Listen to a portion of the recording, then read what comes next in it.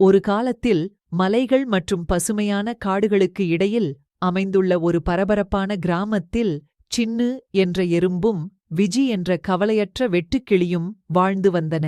சின்னு தனது நாட்களை உழைத்து குளிர்காலத்திற்கான உணவுகளை சேகரித்துக் கொண்டிருந்தார். அதே நேரத்தில் விஜி சூடான வெயிலில் பாடி நடனமாடுவதையே விரும்பினார்.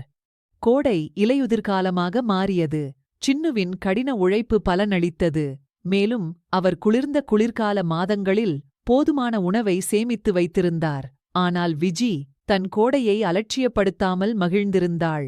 முதல் பனித்துளிகள் விழத் தொடங்கியதால் சாப்பிட எதுவும் இல்லாமல் இருந்தாள்.